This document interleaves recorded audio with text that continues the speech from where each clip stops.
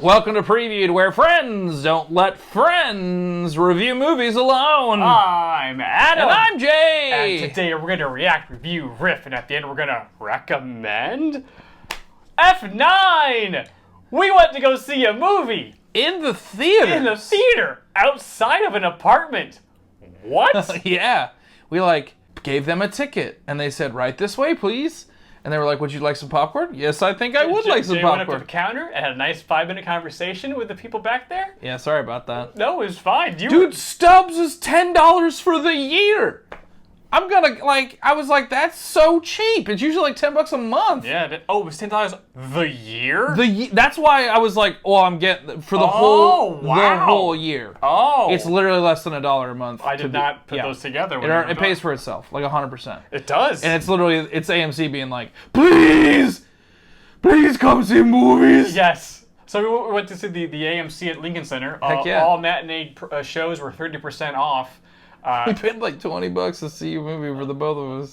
In New York City. In New York City, and where matinee prices usually don't exist, but every day, AMC had 30% off. So I don't know if that's countrywide, but I know it seems here in the city, please come to the movies. Yeah.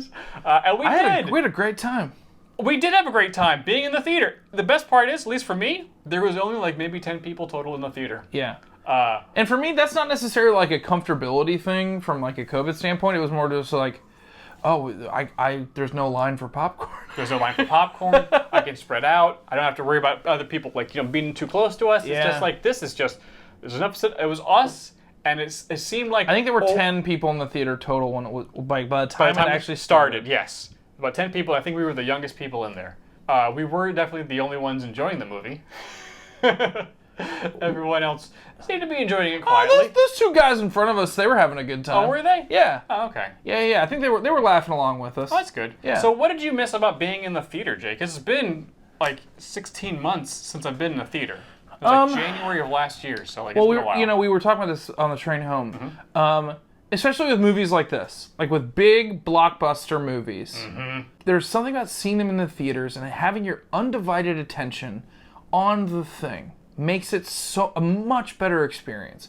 Than sharing the screen. If a Fast and the Furious movie, it's if I'm watching that in my home, mm-hmm. Streaming it, I'm gonna be on my phone and I'm gonna miss it. Honestly, I really wish I could go back and see Godzilla vs. Kong in the theaters. What I didn't miss going to the theaters was the 25 minutes worth of trailers before the movie. Yeah. 25 minutes. It's literally they played an entire sitcom of trailers. It's so... And we're in the trailer game. Yeah. That's a large part of our brand. And even us were like, guys, I got stuff to do. Yeah, I'm seeing a matinee because I got stuff to do today. Yeah, we got there 15 minutes early. We didn't know what it was going to be like. Thought maybe there'd be, people are starting going back to the theater. But when we got to the screen to buy tickets, the whole thing was open. So I was like, oh, exactly. Where do you want to sit? Yeah. We're fine. So they really should have it on tickets now. Previews will end at this time. Yeah. Because there's no reason to sit in the theater for 25 minutes, unless you really like trailers. We've already seen all these trailers. We've already seen them. Being away for 16 months, a year and a half, then go up and I'm going to see a movie. I'm excited to see this movie. Oh, crap. Wait, there's another one? Come on. I want to just see the movie. But, hey, we saw a movie. And it was a fun movie. Yeah. It was good to see a movie in a theater. It was really, really good. It felt good. The experience... Big bucket of popcorn. You got a special bucket of popcorn. Yeah. For on the cheap, because they needed to get rid of some supplies that came in last year. Yeah, man. I got for signing up for Stubbs, I got a Wonder Woman, like a metal Wonder Woman, popcorn tub. And it says on the front, only in theaters! And I was like, nope, I watched that on my couch. Yep. So, Jay, what did you think of F9? I think this is, for people at home, I think this is our spoiler-less discussion of the film. Yes. And then we'll get into spoilers in a little bit. Mm-hmm. I think, spoiler-free, I actually liked it way more than I liked 8.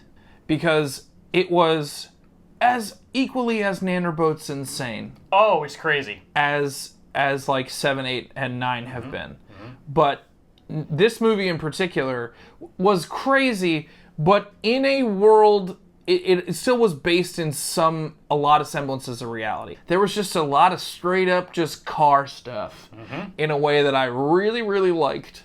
And even the most insane thing they do with the car, I was like, well, I mean, sure. They showed their work earlier. Okay. If you're going to go see a movie in the theaters, I think this is the one, at least what's available right now. Yes. We've had a blast. Yes. This is a great first movie back because this is a movie. Yeah. This is such a movie. This was, I think, the first really pure Fast and Furious universe movie. Yes. Because, like, it seems like all the other movies so far, we're talking 1 through 8 and Hobbs and Shaw, were just single installments that just, stories that kind of happen, well, mostly chronologically, but not actually. But for, this single storylines.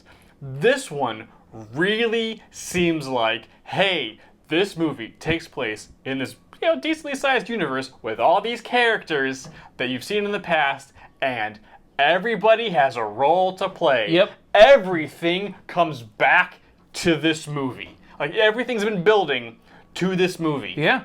It's Justin Lin directed it, and he wrote it with somebody else. I forget his name. But they did such a good job, almost like a comic book, of like, okay, so those little story points that, like, a couple of the early ones that don't really make sense. Yeah, like other writers wrote, and it's like, okay, sure, whatever, just throw. But like, they had an idea. This one ties. They figured out how to connect all of the dots that other writers kind of just placed out there. Like, didn't need to connect, but they're like, you know what? We have an idea that connects everything. And I really feel like everyone's here. I feel like this movie is setting up like the next 3 in a pretty, like, they've kind of like, this one ended on a pretty level spot. Sure. And I think, especially with like some of the new characters they brought in, I think we're in a good headspace in order to make like the next 3 a little bit more like this one. Because 8 was a bit much. Well, I don't know if anyone watched Conan's last episode on TBS this week, but in his farewell speech, he mentioned that he thought that what his show did great was they found that narrow gray area between smart and stupid. Yes. I think when smart and stupid come together, it's very difficult, but if you can make it happen, I think it's the most beautiful thing in the world. And that is the Fast and Furious franchise. 100%. And especially this movie. This movie is the smartest dumb action I've seen in a very long time. Like, very smart action. Yeah. But very dumb. The dumbest. There are stunt coordinators. They have the best stunt coordinators in the game. They have an army of people who are designing and making these shots happen for the stupidest reasons of all time. And the thing is that at one point I lean over to Lashy and I go, "Hey, is this a good scene, or is this terrible writing? But it's just Charlize Theron saying it, so it looks awesome." He's like, "No, yeah, she is incredible. This is dog crap writing." But everyone's taking it so seriously that, like, if anyone had a glint in their eye that what they were doing was stupid, the game is over. Oh, everyone is so earnestly doing this movie that it's bulletproof. Well, interesting you say bulletproof. Because part of the reason why I really love this movie, like truly do love it, is because this movie knows it's the 9th movie in this franchise. And they know the critiques the society as a whole has of this franchise. And they basically hang lanterns on all of it. Yeah. In very smart but stupid ways, they call themselves out on everything we all say about it. They're like, yeah, it is. Tyrese even just says it at one point. Therese says it, and somebody else says it something else at a certain other time. Just like calling it out. And it's just like, nah, man, you're just, nah. Hey, I think, are we invincible? Why would you say that? I don't know. There's like bullet holes. Like, we keep getting out of it. Are we superheroes? Yeah. There's like, but like, They just call themselves on it. And I was like, yes, exactly. That's exactly what you do for this. And they take it earnestly because this is exactly what it is, guys. Yeah. Everyone knows. And you know what? Nobody cares because we're having such I'm having a good time. I care just enough in order to keep watching the movie, but also whatever. These movies are like just a really earnest kid playing with action figures. Yes. And I mean that as a compliment. I really do. I can see the hands. There were a few shots where I could see hands on the toys as it just slides right out of the way before the thing crashes. Can you believe it? He threw it. I think we're entering spoiler territory. Yeah, let's go into spoilers. Anyway, so let's break the storyline down because I think this is it's really interesting what they did here. Because the movie starts off with a flashback to before the first movie, setting up all the events that happened in the first movie. Yeah. And whoever they cast as young Dom was fantastic. Yeah. I don't know if they had to do anything with his voice to modulate it to be like Vin, or that the actor was doing it himself. Well, both of the young ones. I mean, honestly, I kind of was like, yeah, okay. They did a great job of just like, oh, this is the scenario that Vin was talking to Paul Walker about, of why he's doing the way why he is. I saw my dad die. That's why I live my life 1/4 mile at a time. Like, we saw the events of that happening. Yeah. And it's like, oh crap, this is okay. Yeah, it's about time we saw that, right? Yeah. 8 movies later. 100%. But it all leads back to, hey, there's something going down in a foreign country, and there's a MacGuffin we gotta go get, and we're the only ones to get it. Hooray! Well, I guess we should go because we're the only ones that got the message from Kurt Russell, who filmed all of his scenes in one day. and are we to assume that he's dead at this point? No. Okay. Nobody. He's fine. Yeah. He's probably fine. He's head of the Shadow Organization, who's fighting the other Shadow Organization and just Shadow Organizations, and it's just the most convenient writing of all time, and sure, why not? And nobody cares. So somehow our heroes, pull their resources together, go to a foreign country somewhere in Central America where there is a giant forest with lots of roads and cliffs, and have an amazing chase scene. Well, that's the spectacular thing about Fast and the Furious movies. They always, all the action is always taking place in some CGI'd wilderness that just happens to also have a lot of interconnected roads, so cars make sense. I'm like, where are they right now? So many times in a Fast and the Furious movie, at least in these, later ones, I'm like, it's just generic places where huge explosions are happening, but there's no one around, apparently. It's bananas. But lots of fun, because the first scene is basically the scene from the trailer where they do the jump off the cliff and catapult or somehow get the thing stuck in the axle. Lodged in the axle, which here's the thing, is interesting and compelling, but also there's no way you've practiced that. You're just hoping and praying. There's an alternate universe in the Fast and the Furious where they just drive off a cliff. Yeah. And the way down, Letty's like, why are we doing this? He's like, I thought I'd get caught on the axle. Boom! I don't know. Turns out Dom's brother hates him for reasons in the past that we see throughout the movie in flashbacks. That was my only frustrating. There was too much flashbacks. Really? They really just... the whole Dom and his brother thing was well cast, actually well done, but it was just at a certain point I was like, okay, we get it. Okay, I thought they had just the right amount of it because those flashbacks really serviced as the, hey, remember what these movies used to be about? Here is actions and scenes from those original 4 movies of actual street races. People not talking too much about the NOS, but there was a little NOS being talked about. And once again, you gotta time your NOS. You gotta time your NOS right. You can't go too early. Praise to NOS. But turns out that Dom hates his brother because Dom thinks his brother accidentally, kind of on purpose, killed their father. Yeah. Which, of course, is not actually true because family is the most important. Family is the most important. And also Vin Diesel hates The Rock, and so they needed another Rock, and now they got John Cena. The problem was I knew they cast John Cena, but I didn't see him anywhere in that movie. Oh, really? That's stupid. That's dumb. You're dumb. Are you really going to explain this whole movie to everyone? Just freeze Cypher from the last movie. Yeah. So she's still out there. Yeah. and they're trying to take over the world with a MacGuffin. Yeah, it's the thing that can just infect. Control. Yeah, it's to control machines. Yeah. Because reasons. Ones and zeros. Yeah. Right? Because all technology is basically the same. Because anyways, it's a good, cool MacGuffin that gets Han back into the picture, which was not a spoiler because it was in the trailer a year and a half ago. I remember in when we did the reaction to it, it was like, hey, they better have a good ass reason why Han's showing up out of nowhere, and they did. And not only did they have a good ass reason for Han showing back up, they also have Han's got his a young kind of adopted half sister that he considers family. Yeah. And they brought back the entire Tokyo Drift crew. Yeah. All of them actually play a part in this movie. I was really excited to see that. Yes, because they got integrated into the gang. Heck yeah. They are now part of... Because there's been like moments where Cole's been around and but little Bow Wow's back. Mm-hmm. Just good enough for see little Bow Wow. Come on now. Not so little anymore. Not so little.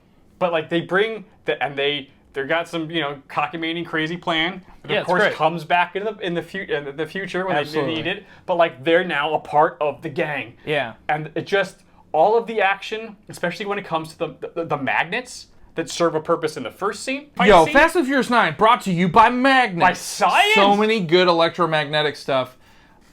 I mean, somebody must have been like, what's a weird, cool thing that we could do with an action set piece that we can up the action or just do something, with it. Well, let's be magnets are real. pretty cool. When they were trying to stop that big train car or whatever it was the first scene in a while that felt like the safe pull. Yes, it from did. 5. Mm-hmm. And let's be real, the safe pull from 5 is when people went, oh. Okay. Mm-hmm. Yeah. I see what you're doing here now. I see you. Yes. This movie really is like Fast 5 2. Yeah. This felt like Fast 5 again. Because Fast 5 was fun as hell. And it's the one thing I appreciate about Fast and the Furious stunts, and we were talking about this earlier. Sometimes it's fun to see a stunt when you're watching it and you're like, that's incredible. But then the next thought is, they actually did this. Mm-hmm. How did they do this? And you would think that would take you out of the action, but it doesn't. Nope. It even makes it more incredible. Yep. I'm like, how did they They are throwing cars at cars.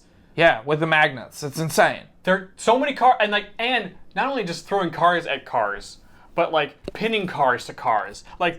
Somebody must have okay, we have magnets attached to cars, super magnets attached to cars. What different ways can we use these magnets? Yeah. And they must have just used the writer's room to figure out, well, we can pin them together, they can push them apart, they can this is all good. Write them all down. Yeah. We'll figure out a way to put them in the scene. It was almost like seeing the end of one of Nolan's good movies. Yeah. Of The Prestige, you see, they have these magnets. Oh, they're all in the cars. Oh, this is so well thought out. This scene's amazing. And the magnets every time they use them, almost kind of like the 6 Underground. Mm-hmm. At the end of the 6 Underground, they have that big magnet scene. Yeah. But this movie has it throughout, and every time it's a different use, and it's smart as hell. Yeah. And it's it's good to see quality, really smart, dumb movie making in action again. Yeah. Because maybe it's benefiting from this. The first movie I've seen in 16 months in the theater. That also the helps. First big blockbuster we've seen That also in a definitely while. helps. But they're just so smart, and it's so well done, and this really felt like a Fast and the Furious universe movie, because everyone who was in a past movie is in this movie. Yeah. Everybody's in it except The Rock. Everybody else who's been in a movie is in this movie, and they're all integrate organically. It doesn't seem like it's superfluous. Some of the stuff's a little bit forced, but not in a way that you go, Fast and Furious, you guys are rascals. This is great. You rascals. It felt like a Marvel movie. Yeah. It felt like this is, people are showing up. There are cameos coming up. This is all great. Sure. And we've added some new characters. This is all too convenient by half, but that's fine. Don't care, That's because fine. you're here now, and this is lots of fun. Yeah. And remember, this is the same universe where a rogue AI is trying to destroy humanity. If you guys saw Hobbs and Shaw, which I hope there's a sequel, because that was a fun movie. Yeah, but why? What a precedent to set. After Hobbs and Shaw, I feel like this is a nice return to form because I was like, oh, these are just going to get crazier and more. These are going to... I don't need them to be superhero movies. Sure. I want them to be action movies. And I feel like they were turning into superhero movies. Yep. And it's like, I need them to run that fence a little bit more sometimes. I felt this one was, that one was a little bit more action-y. And they did push the envelope of what the crazy stunts they were doing. Yeah. And where they were doing them. But like, all basically kind of within the realm of like, yeah, you push the envelope a little bit, but not too far. And like, I'll go with you. You showed your work earlier. Yeah. This makes sense. I'm here and with you. And we got to see John Cena on a zipline. God, that was funny. That was, okay. That was the funniest thing of the whole movie. John Cena, for a whole action scene, basically zip lines Mary Poppins' way throughout Edinburgh. He's on a zip line for literally like 90 seconds. He has more zip line guns and he's shooting more. He's zip lining to the next zip line. But every time they would cut to the shot, it would just be him like up like, whee! It was like Mary Poppins. I was like, yo, everyone sees him. Everyone. This is not covert. It is 2:30 in the afternoon. What are you doing? Yeah, it was crazy. It was ridiculous. It was ridiculous. But like, who cares? Yeah. Who cares? Who cares? The best thing about this movie, though, was the fact that now that everyone who's ever been in a Fast and Furious movie is now a part of the family. Yeah. And is at that table at the end. Oh, yeah. And hell, even Brian is still alive in the universe, which is really nice, and I'm glad they didn't, they did it the right way. They didn't try to use his brother or anything like that. They didn't CG and they just got him out of the game. Just got him out of the game. It was very nicely done. I appreciate what they did with Paul Walker's character. But now that everyone's a part of the family, there are more relationship things and crossovers now that weren't available earlier. Oh, yeah. Because now, at the end, because we saw Cole see Han again for the first time, that was really nice, because Cole thought he was dead for a while. Yeah. And we get teased for the future, because there's going to be more, at least one more movie, at least in the main timeline franchise, of Han maybe getting his revenge on... Shaw. Thank you. On Shaw, for killing him.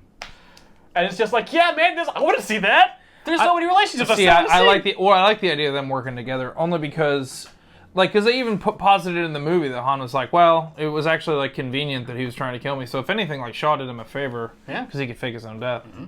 Cool. So Jay, would you recommend Fast and Furious 9? Guys, big popcorn, big soda, drop some M&Ms in your popcorn, give it that zhuzh zhuzh zhuzh, and go. Don't watch this one at home. It won't have the same. It won't hit the same. I don't know if you can, but don't go see this in the theaters. It's crazy it's really good. It's a hell of a lot of fun. And I worry that COVID is. I worry that this movie is going to get in trouble for not making enough money, and they're going to go back to the drawing board a little bit. Even though I think this is a huge step in the right direction for this franchise. This is well, hopefully it stays in the theaters for a little while. Yeah, I would hopefully imagine. Things stay. I mean, theaters are still pretty big. Hopefully these bigger tentpoles will have a longer run to let people, go back at their own pace to see these films. Because I cannot recommend this movie enough. It was a hell of a good time. We had a great time. Take your own family, enjoy it, have a good time. Maybe take some Coronas because they have the brand deal with them. They did a very good job of showing them off. They're like, hey, the Corona beer is it? Probably sponsors Fast and Furious franchise. Well, let us know if you guys have seen this movie. Let us know what you think of this movie down below in the comments below. Also, right down there, please hop on our Discord channel where lots of fun, cool people are talking about lots of fun, cool stuff. And also, while you're down there, like, subscribe, and hit that bell. Do that YouTube that you do so well. Guacamole's extra. You car-flipping weirdos, you. Do you want to do all of it? No, it's not your turn. No, you just were at a loss for words, and it literally... I almost got it. It's no tea, no shade. It literally just rocketed out of my head. It really did. We've done this so many times. I didn't, there was no judgment. I just was like, here it comes. I'm also tired. I'm ready to be done. Another video coming up right now. Please watch this. We would appreciate it as much as we appreciate you watching this one. See you guys next time. Bye.